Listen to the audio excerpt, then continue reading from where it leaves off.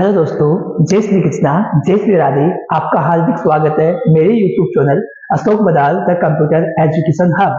दोस्तों, जैसा कि आपको पता है, लास्ट वीडियो में हमने कक्षा 9 के चैप्टर नंबर 1 और 2 को सॉल्व किया था। उसके क्वेश्चन आंसर बहुचयनात्मक, लघुरात्मक और अतिलघुरात्मक क्वेश्चन को आपने पढ़ा था और आज हम उसी पार्ट को आगे बढ़ाते हुए चैप्टर नंबर 3 और 4 को करने वाले हैं। तो आइए दोस्तों, चैप्टर नंबर 3 की शुरुआत करते हैं कक्षा 9 के साथ। चैप्टर नंबर 3 का नाम है कंप्यूटर संचार एवं नेटवर्क। कंप्यूटर संचार क्या होता है और नेटवर्क क्या है, यही पता लगाया जाता है। दोस्तों, पता है कि जब दो या दो से अधिक कंप्यूटर एक दूसरे से जुड़े हुए होते हैं और वो डाटा शेयर करते हैं तो इसे नेटवर्क कहते हैं, और जो डाटा शेयरिंग होने की प्रोसेस है उसे डाटा संचार कहते हैं। तो आइए देखते हैं सबसे पहला क्वेश्चन। संचार माध्यम में सबसे पुराना एवं सबसे अधिक इस्तेमाल किए जाने वाला उपकरण कौन सा है। हमारे पास ये पूछा गया है कि संचार माध्यम में सबसे पुराना और सबसे अधिक उपयोग में लिए जाने वाला उपकरण कौन सा है। तो दोस्तों, हमें पता है कि हमारे पास तीन प्रकार की केबल्स होती है। एक ट्विस्टेड पेयर जो एक दूसरे से मैच कर ट्विस्ट की हुई होती है, दूसरी कोएक्सल केबल और तीसरी होती है फाइबर ऑप्टिक केबल। तो पुराने समय से और सबसे ज्यादा उपयोग में लिया जाने वाली केबल है ट्विस्टेड पेयर केबल। अपना अगला क्वेश्चन है, WAN से आप क्या समझते हो। तो इसका पूरा नाम है wide area network. Wide area network, तो इसका ऑप्शन आएगा डी। अगला क्वेश्चन है, सबसे तेज संचार माध्यम कौन सा है। सबसे तेज संचार माध्यम कौन सा है। Twisted pair, coaxial cable, fibre optical fibre और सेल्यूलर कोड। तो सबसे तेज संचार का माध्यम है fibre optic cable, fibre optical cable. दोस्तों, तीन प्रकार की केबल मैंने अभी बताई, जिसमें सबसे तेज डाटा जो प्रकाशिक विधि से या लाइट को यूज में लेते हुए लाइट विधि से इसमें क्या होता है, डाटा ट्रांसफर होता है। नेक्स्ट है, कौन सा संचार माध्यम तार द्वारा कार्यान्वित नहीं होता है। इनमें से कौन सा ऐसा है जो तार के माध्यम नहीं होता है। तो दोस्तों, तार में हमारे पास विद्युत की रेज होती है।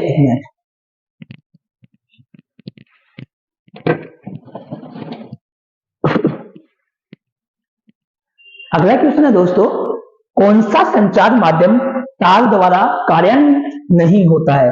ट्विस्टेड पेयर तार है, कोएक्सल केबल भी हमारे पास वायर होता है, ऑप्टिकल फाइबर एक वायर नहीं होता है, इसमें लाइट रेज का काम किया जाता है, बिजली की किरणों की तरह इसमें किरणें होती है, तो वो अपने पास क्या होती है, फाइबर ऑप्टिक या ऑप्टिकल फाइबर। नेक्स्ट है, ऑप्टिकल फाइबर के चारों ओर लगे ग्लास कोर को क्या नाम दिया जाता है। जो चारों तरफ एक ग्लास का कोर होता है, आवरण होता है, उस आवरण को क्लेड कहा जाता है दोस्तों, क्लेड। नेक्स्ट है, किस संचार माध्यम में तरंगे चारों ओर फैलती है। इनमें से कौन सा संचार माध्यम है जिसमें तरंगे चारों तरफ फैलती है, मतलब बाई डायरेक्शनल, ओमनी डायरेक्शनल और यूनि डायरेक्शनल। तीन प्रकार की होती है, एक दिशीय, दो दिशा में और बहुदिशीय। तो अपने पास जो रेडियो तरंगे आती है, अपन रेडियो सुनते हैं, उसमें आता है बहुदिशीय, यानी रेडियो लिंक जो होता है वो होता है चारों ओर फैलने वाला, ओमनी डायरेक्शनल। उसके बाद में पृथ्वी पर संकेत भेजने के लिए न्यूनतम कितने उपग्रह संचार माध्यम की आवश्यकता है। पृथ्वी पर अगर हमें किसी को संदेश भेजना हो पूरी पृथ्वी को कवर करते हुए, तो उसके लिए मिनिमम हमें 3 संचार सैटेलाइट की आवश्यकता पड़ेगी। कितने की? 3 संचार सैटेलाइट की। अगला क्वेश्चन है, वायरलेस माउस और कीबोर्ड को कंप्यूटर से जोड़ने के लिए किस माध्यम का प्रयोग किया जाता है। वायरलेस माउस और कीबोर्ड को कंप्यूटर से जोड़ने के लिए किस माध्यम का प्रयोग किया जाता है। दोस्तों, यहां बात कर रहे हैं कि ब्लूटूथ, इंफ्रारेड, माइक्रोवेव या रेडियो वेव। तो देखो दोस्तों, दो जगह हमारे पास इंफ्रारेड वेव काम में आती है। एक हमारे पास कीबोर्ड या माउस को जोड़ने के लिए, और अपने मोबाइल टीवी में जो रिमोट कंट्रोल से जो सिग्नल्स आते हैं वो भी इंफ्रारेड के ही होते हैं। तो यहाँ आंसर क्या आ जाएगा, टीवी में जोड़ने वाले के लिए इंफ्रारेड। नेक्स्ट क्वेश्चन है अपने पास, एक कंप्यूटर नेटवर्क जो छोटे क्षेत्र में कंप्यूटरों और उनके बाह्य उपकरणों के बीच संचार के लिए उपयोग किया जाता है, उसे क्या कहा जाता है। दोस्तों, एक छोटी दूरी में लगभग 1 से 1.5 किलोमीटर 2 किलोमीटर तक जिस नेटवर्क को फैलाया जाता है वो होता है लोकल एरिया नेटवर्क। तो यहाँ पे आएगा LAN, लेन। नेक्स्ट है अपने पास, संचार माध्यम कौन सा है? इनमें से संचार का माध्यम कौन सा है? देखो, मोडेम, हब, ब्रिज और कोई नहीं। देखो, हब और ब्रिज और मोडेम तीनों ही उपकरण होते हैं जो नेटवर्किंग में काम में आते हैं, लेकिन इनमें मोडेम जो है डाटा को ट्रांसफर करता है एनालॉग सिग्नल्स को डिजिटल में और डिजिटल को एनालॉग में। तो यहाँ पे जो आएगा दोस्तों वो आएगा मोडेम। नेक्स्ट है अपने पास अति लघुरात्मक क्वेश्चन। अब बात करते हैं सबसे पुराना और सबसे अधिक इस्तेमाल किया जाने वाला संचार का माध्यम कौन सा है? तो आंसर अभी पहले ही पढ़ा था, ट्विस्टेड पेयर। कौन सा है? Twisted pair. उसके बाद में है वेन का विस्तारित रूप क्या है? तो वेन का विस्तारित रूप है वाइड एरिया नेटवर्क। सबसे तेज संचार माध्यम कौन सा है? Optical fibre. Optical fibre cable, OFC. ठीक है, ऑप्टिकल फाइबर केबल पर कोर के चारों ओर का क्षेत्र क्या कहा जाता है? क्लैडिंग कहलाता है। ये तीनों चारों ऑप्शन अभी अपने पास ऑब्जेक्टिव टाइप में आए थे। हाँ, रिपीटर का क्या महत्व है? ये क्या करता है? रिपीटर हर एक सिग्नल्स को अपने पास कैच करता है और उन्हें स्पीड देकर वापस पुनः उत्पन्न करने के लिए आता है। उपग्रह संचार माध्यम किस ऊंचाई पर स्थापित किया जाता है? जो दोस्तों सैटेलाइट है पृथ्वी के बाहर जो अंतरिक्ष में, वो कितनी हाइट पे होना चाहिए? तो वो है यहाँ से 36,000 किलोमीटर, कम से कम 36,000 किलोमीटर पे होना चाहिए। और पूरी दुनिया को, पूरी वर्ल्ड को, पूरी पृथ्वी को कवर करने के लिए कम से कम 3 सैटेलाइट की आवश्यकता होती है। वाईफाई का विस्तारित रूप क्या है? तो वाईफाई का विस्तारित रूप है दोस्तों वायरलेस फिडिलिटी। Wireless fidelity. उसके बाद में है एनालॉग सिग्नल को डिजिटल सिग्नल में और डिजिटल सिग्नल्स को एनालॉग सिग्नल्स में बदलने के लिए किस उपकरण का प्रयोग किया जाता है? तो आंसर है मोडेम। किसका उपकरण किया जाता है दोस्तों? इसका ये भी क्वेश्चन पूछ सकता है, मोडेम क्या है, मोडेम किसे कहते हैं? तो इसका आंसर यहां मिलेगा कि यह एनालॉग सिग्नल्स को डिजिटल सिग्नल्स में और डिजिटल सिग्नल्स को एनालॉग सिग्नल्स में बदलने का कार्य करता है। अगला क्वेश्चन है किसी बड़े शहर को कवर करने के लिए किस नेटवर्क का उपयोग किया जाता है? बात एक शहर की है तो आएगा मेट्रोपॉलिटन एरिया नेटवर्क। दोस्तों 3 प्रकार के नेटवर्क होते हैं।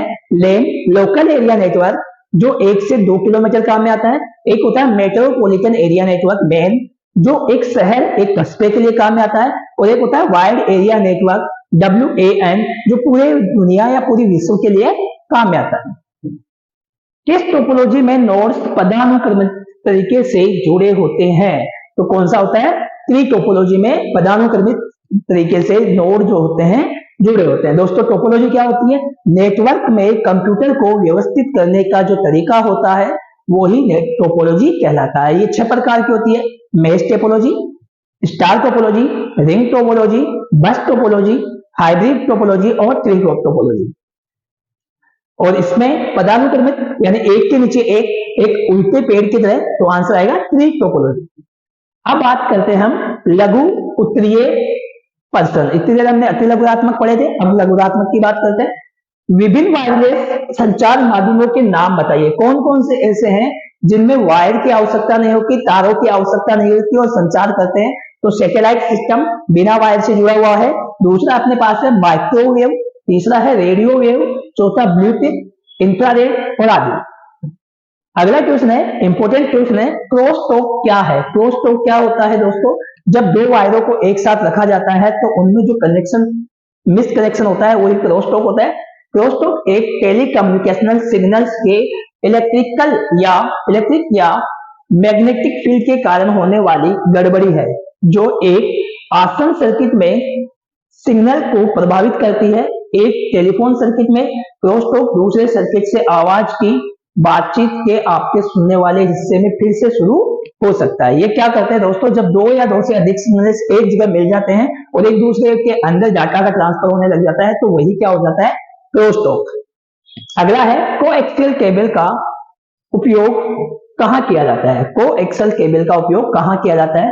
तो दोस्तों कोएक्सियल केबल का उपयोग रेडियो फ्रीक्वेंसी सिग्नल के लिए ट्रांसमिशन लाइन के रूप में किया जाता है।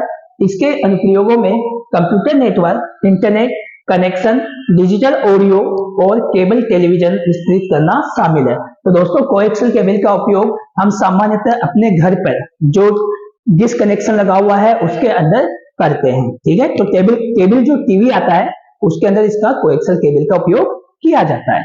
अगला क्वेश्चन है अपने पास, ब्लूटूथ के उपयोग बताइए कि ब्लूटूथ का क्या उपयोग है। तो देखिए, ब्लूटूथ एक वायरलेस तकनीक है जो कंप्यूटर, फोन और अन्य उपकरणों को कम दूरी यानी लगभग 100 मीटर तक कम दूरी पर एक दूसरे से बात करने की अनुमति देती है। ब्लूटूथ रेडियो तरंगों, जिसकी तरंगों की कितनी स्पीड होगी, 2.4 गीगाहर्ट्ज रेंज में का उपयोग करता है और इसे बिना तारों के उपकरणों के बीच कनेक्ट करने और सूचनाओं का आदान प्रदान करने का एक सुरक्षित और सस्ता तरीका माना जाता है। ब्लूटूथ का उपयोग mobile phone, handheld computer, laptop, printer, handheld organisation में किया जाता है। ब्लूटूथ के उपयोग में शामिल है अपने मोबाइल से फोटो भेजना, बिजनेस कार्ड का आदान प्रदान करना, हैंडसेट से मोबाइल फोन पर आवाज भेजना और जीपीएस का उपयोग करके रियल टाइम सैटेलाइट नेविगेशन। ये अपने पास ब्लूटूथ के उपयोग और ब्लूटूथ क्या है अभी अपन ने पढ़ा। अगला क्वेश्चन अपने पास है, माइक्रोवेव को बहुत अधिक दूरी पर क्यों रखा जाता है। तो इसका आंसर है, जैसा कि हम पता है कि हम अति लघुरात्मक क्वेश्चन पढ़ रहे हैं तो 4 से 5 लाइन का हमारा आंसर होना चाहिए। माइक्रोवेव का व्यापक रूप से बिंदु संचार के लिए उपयोग किया जाता है क्योंकि उनकी छोटी तरंग दैर्ध्य सुविधाजनक आकार के एंटीना को संकीर्ण बीम में निर्देशित करने की अनुमति देती है, जिसे सीधे प्राप्त करने वाले एंटीना पर इंगित किया जा सकता है। यह आसपास के माइक्रोवेव उपकरणों को एक दूसरे के साथ हस्तक्षेप किए बिना समान आवृत्तियों का उपयोग करने की अनुमति देता है, जैसा कि कम आवृत्ति वाली रेडियो तरंगी करती है। एक और लाभ यह है कि माइक्रोवेव की उच्च आवृत्ति माइक्रोवेव बैंड को बहुत बड़ी सूचना वाहक क्षमता देती है। एक नुकसान यह है कि माइक्रोवेव दृष्टि प्रसार की रेखा तक सीमित है, वे पहाड़ियों या पहाड़ों के आसपास से नहीं गुजर सकते, जैसा कि कम आवृत्ति वाली रेडियो तरंगे कर सकती है। तो दोस्तों, माइक्रोवेव और रेडियो तरंगों में इतना फर्क है कि माइक्रोवेव की तरंगों की आवृत्ति अधिक होती है, बल्कि रेडियो तरंगों की आवृत्ति कम होती है। माइक्रोवेव तरंगों को 2 एंटीनास के मध्य रखा जाता है और ये लाइन ऑफ साइट पे काम करती है, बल्कि रेडियो तरंगे क्या होती है दोस्तों, बहु डायरेक्शनल होती है, वो किधर से भी निकल सकती है। रेडियो तरंगों के बीच में अगर कोई अपने पास पहाड़ या पर्वत या कुछ आ जाता है तो भी वो उसको पास कर लेती है क्योंकि आवृत्ति क्या होती है, कम होती है। जबकि हमारे पास जो माइक्रोवेव तरंगे हैं इनके बीच में पहाड़ या बड़ी कोई भी अवरोधन आ जाता है तो ये उसको पार नहीं कर पाती है। अगला है अपना पास क्वेश्चन है, एनालॉग और डिजिटल संचार के बीच मुख्य अंतर क्या है। दोस्तों, एनालॉग संचार क्या है और डिजिटल संचार क्या है, यह है हम जानने वाले हैं। एनालॉग संचार निरंतर समय संकेतों पर आधारित है। उदाहरण के लिए, आपकी आवाज एक माइक्रोफोन को मॉड्यूलेट करती है और उस माइक्रोफोन से निरंतर समय विद्युत संकेत गंतव्य तक भेजा जाता है। कभी कभी वाहक सिग्नल को मॉड्यूल करते हैं। डिजिटल संचार सिग्नल असतत समय पर आधारित होता है, जहां सिग्नल्स को पहले सैंपल किया जाता है और डिजिटल सिग्नल में परिवर्तित किया जाता है, फिर उस असतत सिग्नल्स को गंतव्य तक प्रेषित किया जाता है। दोस्तों, हम बात करते हैं कि किस प्रकार से ये दोनों में थोड़ा सा अंतर बताता हूं कि अपने पास एनालॉग सिग्नल्स क्या है और डिजिटल सिग्नल्स क्या है। दोस्तों, अगर बात करें एनालॉग की तो ये वेव्स धाराओं पे काम करती है और सतत होती है, लगातार होती है, और इस पे काम करता है एनालॉग। कौन सा होता है, एनालॉग। और डिजिटल की बात करें दोस्तों तो डिजिटल डिजिट्स पे कार्य करता है, असतत होता है। ठीक है, कुछ इस प्रकार से सिग्नल्स पे काम करता है, जहां 1 0 1 0 1 0 और कंटिन्यू 1 और ऐसा चलती रहती है। तो ये होती है डिजिटल सिग्नल्स। तो अपने पास जो एनालॉग सिग्नल्स है वो वेव्स पे सतत धाराओं पे काम करता है, बल्कि ये हमारे असतत होता है। अब दोस्तों, अगला क्वेश्चन देखते हैं हम। अगला क्वेश्चन अपने पास है, लेन की कोई 2 विशेषताएं बताइए। लोकल एरिया नेटवर्क की हमें दो विशेषताएं बतानी है, तो दो विशेषताएं इस प्रकार है। हमारा क्वेश्चन है, दोबारा देख लीजिए, लेन की कोई दो विशेषताएं बताइए। तो निम्नलिखित विशेषताएं है, कवरेज क्षेत्र सामान्यतः 1 से 2 किलोमीटर का होता है, पहली विशेषता। विभिन्न समर्पित संचार माध्यम का उपयोग करके आप इसमें 10 MB से 1000 MB प्रति सेकंड तक इसमें डाटा भेजा जा सकता है। दो विशेषताएं बहुत है, अगर आगे बढ़ना चाहते हो तो देखिए, या उससे अधिक की संचरण दर प्राप्त कर सकते हैं। वर्तमान में लेन प्रौद्योगिकी के आगे विकास के साथ उच्च गति जैसे 155 Mbps से 655 Mbps और 1000 Mbps आदि की ओर विकसित किया जा रहा है। अगली विशेषता है लेन की, लेन में आप एक ट्रांसमिशन माध्यम को साझा करने के लिए कई डिवाइस चला सकते हैं। अगली विशेषता है, आप लेन में विभिन्न टोपोलॉजीज, मुख्यतः बस टोपोलॉजी और रिंग टोपोलॉजी का प्रयोग कर सकते हैं। सभी का कर सकते हैं लगभग, लेकिन इन दोनों का तो अपन ज्यादातर यूज करते ही है। नेक्स्ट है स्टार टोपोलॉजी में नोड्स की विशेषताएं क्या है, कि क्या विशेषताएं हैं नोड्स की, तो देखते हैं। बस टोपोलॉजी की तुलना में यह कहीं बेहतर प्रदर्शन देता है। सिग्नल जरूरी नहीं है कि सभी नेटवर्क स्टेशनों तक पहुंचे। भेजा गया सिग्नल 2-4 डिवाइस और 2-3 लिंक से गुजरने के बाद इच्छित गंतव्य तक पहुंचता है। नेटवर्क का प्रदर्शन केंद्रीय हब की क्षमता पर निर्भर करता है। तो इसमें क्या होता है दोस्तों, नए नोड्स या डिवाइस को जोड़ना आसान है। स्टार टोपोलॉजी में नेटवर्क के बाकी हिस्सों को प्रभावित किए बिना नए नोड्स को आसानी से जोड़ा जा सकता है। इसी तरह घटकों को भी आसानी से हटाया भी जा सकता है। दूसरा काम है केंद्रीकृत प्रबंधन, यह नेटवर्क किसी निगरानी में मदद करता है। तीसरा है इसका, एक नोड या लिंक की विफलता से बाकी नेटवर्क पर कोई असर नहीं होता है। साथ ही विफलता का पता लगाना और उसका निवारण करना भी आसान है। अगला अपने पास है, राउटर पर एक संक्षिप्त टिप्पणी लिखे और इसकी विशेषताएं भी बताइए। दोस्तों अगला क्वेश्चन अपने पास है, राउटर क्या है इसके बारे में बताइए। तो राउटर कम से कम 2 नेटवर्क से जुड़ा होता है और यह तय करता है कि प्रत्येक सूचना और पैकेट को किस तरह से भेजना है। यह नेटवर्क की स्थिति की अपनी वर्तमान समझ के आधार पर तय करता है।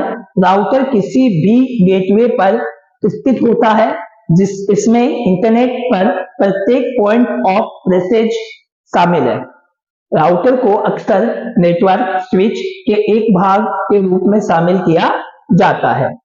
राउटर उपलब्ध मार्गों और उनकी शर्तों की एक तालिका बना सकता है या बनाए रख सकता है और किसी दिए गए पैकेज के लिए सबसे अच्छा मार्ग निर्धारित करने की लिए दूरी और लागत एल्गोरिथम के साथ इस जानकारी का उपयोग कर सकता है। आमतौर पर एक पैकेट अपने गंतव्य पर पहुंचने से पहले राउटर के साथ कई नेटवर्क बिंदुओं से होकर यात्रा कर सकता है। रूटिंग नेटवर्क प्रोग्रामिंग के मानक model open system interconnection model के नेटवर्क लेयर से जुड़ा हुआ एक फंक्शन है। लेयर 3 स्विच एक स्विच है जो रूटिंग फंक्शन का कर सकता है। दोस्तों राउटर एक उपकरण है जो नेटवर्क में काम में लिया जाता है। नेटवर्क में उपकरण ये क्या काम करता है, जब कोई संदेश किसी एक सिस्टम द्वारा, एक उपकरण द्वारा दूसरे को भेजा जाता है तो ये उसको कैच कर उसकी विश्लेषण करता है। विश्लेषण कर उसमें जो कमियां है, जो नॉइज एड हुई है, उसको ये डिलीट करने का काम करता है और जिसके पास मैसेज जाना होता है उसी एड्रेस पर गंतव्य स्थान पर इसको पहुंचाया जाता है। अगला क्वेश्चन है, स्विच और हब में क्या अंतर है। देखिए, हब एक नेटवर्किंग डिवाइस है जो किसी को कई पीसी यानी पर्सनल कंप्यूटर को एक ही नेटवर्क से जोड़ने की अनुमति देता है। हब इंटरनेट, फायरवॉल या यूएसबी कनेक्शन पर आधारित हो सकता है। हब एक इलेक्ट्रॉनिक्स डिवाइस है जो कई नेटवर्क डिवाइस को एक साथ जोड़ता है ताकि डिवाइस डेटा का आदान प्रदान कर सके। एक नेटवर्क स्विच अब यहां से नेटवर्क स्विच की बात करेंगे दोस्तों। एक नेटवर्क स्विच एक कंप्यूटर नेटवर्किंग डिवाइस है जिसका उपयोग कंप्यूटर नेटवर्क पर कई डिवाइसों को एक साथ जोड़ने के लिए ही किया जाता है। एक स्विच को हब की तुलना में अधिक उन्नत माना जाता है क्योंकि एक स्विच केवल उस डिवाइस को संदेश भेजेगा जिसको इसकी आवश्यकता है या अनुरोध करता है। एक स्विच एक नियंत्रण इकाई है जो सर्किट में बिजली के प्रवाह को चालू या बंद करती है। इसका उपयोग नेटवर्क पर भेजे गए इलेक्ट्रॉनिक्स डेटा को स्ट्रीम करने में सूचना पैटर्न को रूट करने के लिए किया जा सकता है। एक नेटवर्क के संदर्भ में एक स्विच एक कंप्यूटर नेटवर्किंग डिवाइस है जो नेटवर्किंग सेगमेंट को जोड़ता है। दोस्तों ये क्या होता है हम अभी बताते हैं आपको कि स्विच और हब में क्या अंतर है, ये पूछा इसने, तो हम इसको एक्सप्लेन करते हैं आपके सामने कि स्विच और हब में क्या अंतर है। दोस्तों ध्यान से सुनिए कि स्विच और हब क्या है। अगर मेरे पास दोनों ही उपकरण नेटवर्क में अन्य कंप्यूटर को जोड़ने के लिए उपयोग आते हैं, दोनों ही मेरे पास कंप्यूटर नेटवर्क में अन्य उपकरणों को जोड़ने के लिए काम में आते हैं, हब भी और स्विच भी। तो इन दोनों में फिर अंतर क्या है तो वो हम देखते हैं। और मेरे पास इधर मैंने आपको स्विच के लिए भी बताया है कि इसका काम भी अन्य कंप्यूटर नेटवर्क को जोड़ने के लिए किया जाता है, पर दोनों में स्पेशल और मुख्य अंतर जो है वो आपको मैं समझा रहा हूं यहाँ पे। अब देखिए अगर मैं बात करूं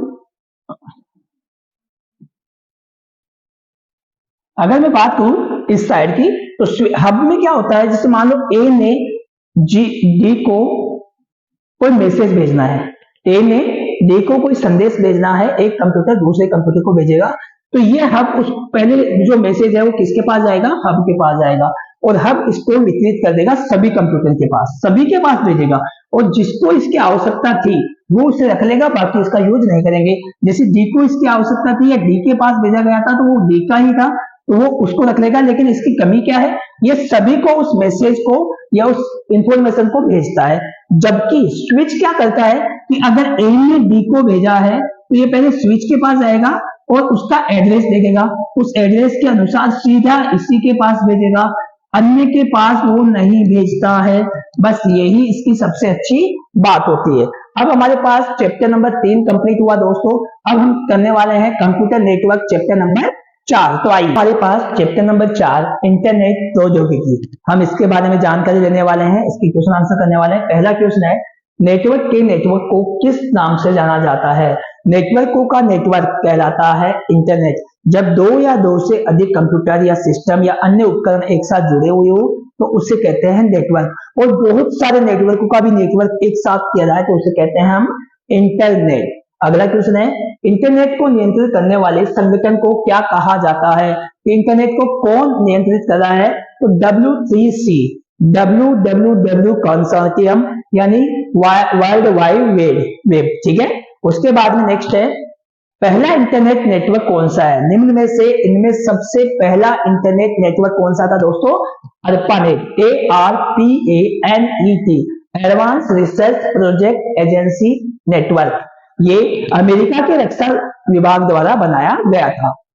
वाईफाई HOT का स्थान कहां पाया जाता है। वाईफाई हॉटस्पॉट जिसको बोलते हैं हॉटस्पॉट का स्थान कहां पाया जाता है तो शिक्षण संस्थान में भी मिलता है हमें वाईफाई, होटल्स में भी वाईफाई उपलब्ध होता है और हवाई अड्डे पर भी वाईफाई उपलब्ध होता है, तो सभी के लिए। नेक्स्ट है कंप्यूटर पर इंटरनेट चलाने के लिए किस सॉफ्टवेयर का उपयोग किया जाता है। तो दोस्तों अगर हमें कंप्यूटर पर इंटरनेट चलाना है अपने सिस्टम पे तो हमें क्या चाहिए, एक ब्राउजर चाहिए। जैसे गूगल क्रोम एक ब्राउजर है, वो हमारे सिस्टम पे इंटरनेट के लिए एक माध्यम है, तो इंटरनेट चलाने के लिए तो हमें आवश्यकता किसकी है, ब्राउजर की।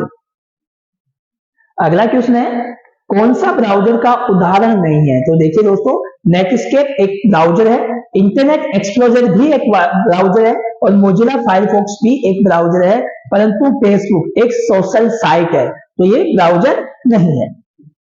.com से आपका क्या तात्पर्य है। देखो कॉमर्शियल का मतलब होता है वाणिज्यिक, तो इसका मतलब क्या हो गया, वाणिज्यिक संस्थान से है कि जो वेबसाइट के पीछे डोमेन नेम में .com लगा हुआ होगा वो क्या होगी, वाणिज्यिक वेबसाइट होगी या कॉमर्शियल वेबसाइट होती है। अगला है अपने पास वर्ल्ड वाइड वेब की फोन बुक कौन सी है।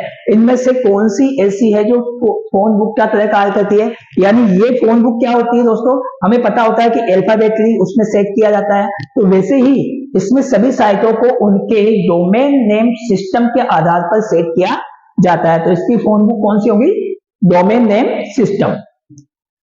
अगला क्वेश्चन है, कौन सा सर्च इंजन स्कूलों में विघ्न मुक्ति खोज के लिए निःशुल्क सुविधा प्रदान करता है? कौन सा है? बिंग। कौन सा है? देखो सर्च इंजन बहुत सारे हैं, गूगल पे अपन सर्च कर सकते हैं, याहू पे सर्च कर सकते हैं, बिंगो पे कर सकते हैं, MSN पे कर सकते हैं। तो अपने पास बिंग ऐसा है जो क्या सुविधा देता है? विघ्न मुक्ति खोज की सुविधा देता है स्कूलों में, वो भी फ्री में।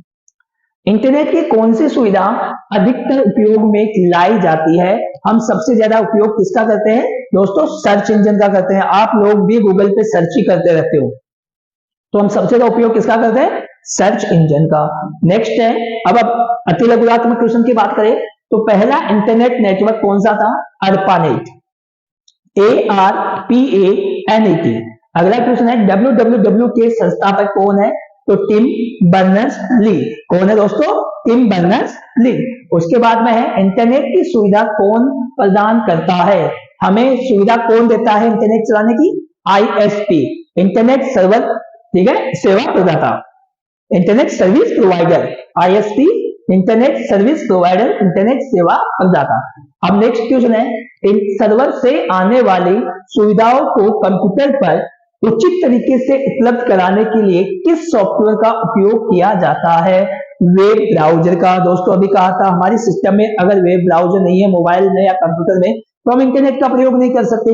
वेब ब्राउजर के माध्यम में हम सर्च इंजन पे कुछ सर्च करते हैं, वो हमें वेब ब्राउजर के माध्यम से ही हमें प्राप्त होता है। अगला क्वेश्चन है, HTTP का विस्तारित रूप क्या है? तो hyper text transfer protocol. Next है, इंटरनेट प्रोटोकॉल में से किस एक का नाम बताइए? इंटरनेट प्रोटोकॉल में बहुत सारे प्रोटोकॉल है, उनमें से गूगल का IP एड्रेस होता है, जैसे इंटरनेट प्रोटोकॉल होता है 45.732.34। इसे हम यहाँ पे बहुत सारे अलग अलग प्रकार के अपन प्रोटोकॉल का प्रयोग कर सकते हैं। अगला क्वेश्चन है, किसी भी वेबसाइट का सब उप समुच्चय क्या कहलाता है? यानी वेबसाइट किससे बनी होती है दोस्तों? वेब पेजेस से बनी होती है। बहुत सारे पेजेस एक जगह कलेक्ट होते हैं तो उसे क्या कहा जाता है? वेबसाइट। तो वेबसाइट के टुकड़े क्या हुए? Web page. और इसका पहला पेज कहलाता है होम पेज। तो बात क्या है? Web page. इंटरनेट पर कंप्यूटर को किस नाम से जाना जाता है? कंप्यूटर को इंटरनेट पर हमारे डोमेन नेम से ही जाना जाता है। और यह IP एड्रेस, किसी भी व्यवसायिक संगठन का डोमेन नेम क्या है? तो अभी पढ़ा था, ऊपर वाणिज्य लिखा था, या व्यवसायिक पढ़ा था, या कॉमर्शियल। तो .com वेबसाइट है जो बताती है कि ये साइट जो है कॉमर्शियल है।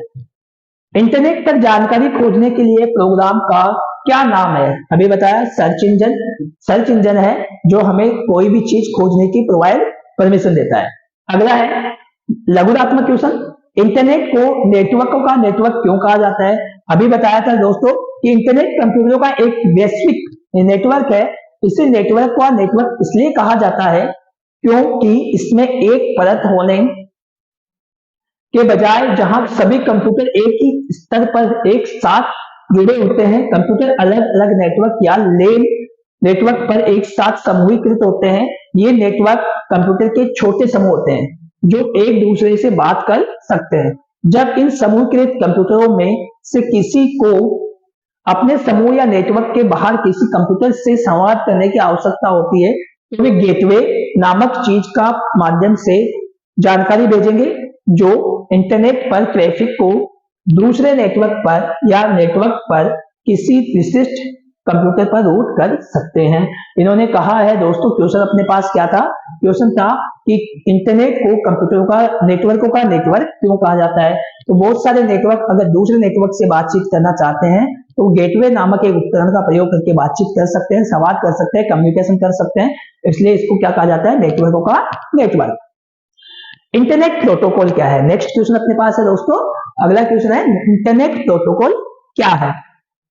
इंटरनेट प्रोटोकॉल IP वह विधि या प्रोटोकॉल है जिसके द्वारा इंटरनेट पर एक कंप्यूटर से दूसरे कंप्यूटर पर डाटा भेजा जाता है। इंटरनेट पर प्रत्येक कंप्यूटर जिस होस्ट के रूप में जाना जाता है में कम से कम एक IP पता होता है जो इसे इंटरनेट पर अन्य सभी कंप्यूटरों के विशिष्ट रूप से पहचानता है या पहचान दिलाता है। दोस्तों प्रोटोकॉल किसे कहते हैं?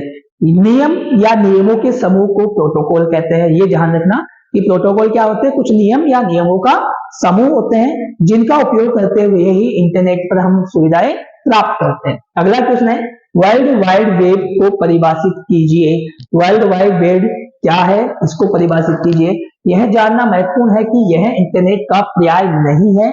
वर्ल्ड वाइड वेब या तो बस वेब जैसा कि आम लोग इसे कहते हैं, इंटरनेट का एक उप समूह है। वेब में वे पृष्ठ होते हैं जिन्हें वेब ब्राउजर का उपयोग करके एक्सेस किया जा सकता है, यानी प्राप्त किया जा सकता है।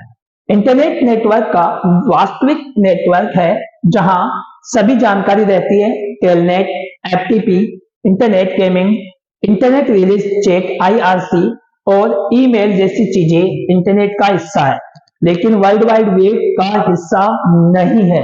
हाइपर टेक्स्ट ट्रांसफर प्रोटोकॉल वह विधि है जिसका उपयोग वेब पेजों को आपके कंप्यूटर पर स्थानांतरित करने के लिए किया जाता है।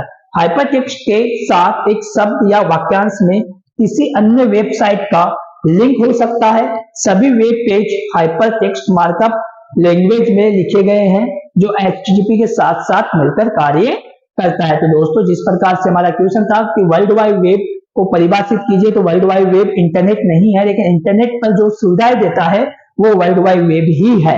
अगला क्वेश्चन है, HTTP क्या है, हाइपर टेक्स्ट ट्रांसफर प्रोटोकॉल क्या है। हाइपर टेक्स्ट ट्रांसफर प्रोटोकॉल विस्तृत सहयोगी हाइपरमीडिया सूचना प्रणालियों के लिए एक एप्लीकेशन प्रोटोकॉल है।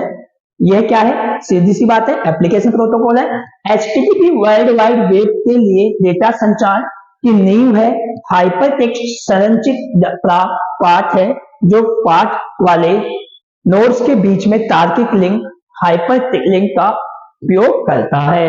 नेक्स्ट है, वेब ब्राउजर का क्या महत्व है। नेक्स्ट क्वेश्चन है कि हमारे यहाँ वेब ब्राउजर का क्या महत्व है। जैसे मैंने अभी कहा था, सिंपल फॉर्म में इंटरनेट चलाने के लिए क्लाइंट यानी हमें एक वेब ब्राउजर की आवश्यकता होती है। सामान्यतः हम गूगल क्रोम करते हैं, इसके अलावा ओपेरा मिनी एक ब्राउजर है और मोजिला फायरफॉक्स भी है, बहुत सारे हैं। उनमें से है कि वेब ब्राउजर है क्या। वेब ब्राउजर जिसे आमतौर पर ब्राउजर के रूप में संदर्भित किया जाता है कि वेब ब्राउजर को अपन सिंपल क्या कहते हैं, ब्राउजर। वर्ल्ड वाइड वेब पर सूचना संसाधनों को पुनः प्राप्त करने, प्रस्तुत करने के लिए एक एप्लीकेशन, सॉफ्टवेयर एप्लीकेशन है। एक सूचना संसाधन की पहचान एक यूनिफॉर्म रिसोर्स आइडेंटिफायर द्वारा की जाती है। यह एक वेब पेज, छवि, इमेज या सामग्री का कोई अन्य भाग हो सकता है। यूनिफॉर्म रिसोर्स आइडेंटिफायर के पूरा नाम होता है URI का, और URL होता है यूनिफॉर्म रिसोर्स लोकेटर।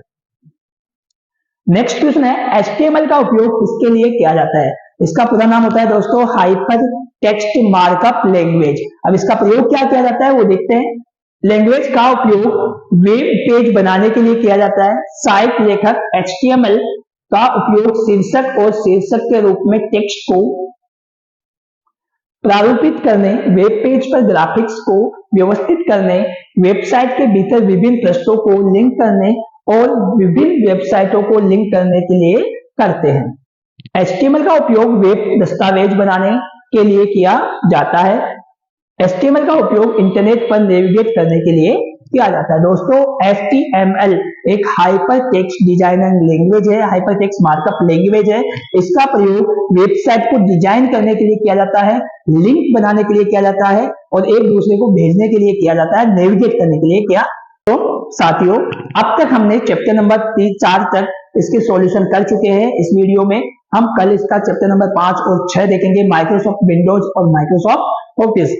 तब तक के लिए धन्यवाद। आप इस चैनल को सब्सक्राइब कीजिए, साथियों के साथ शेयर कीजिए और लाइक कीजिए। Thank you.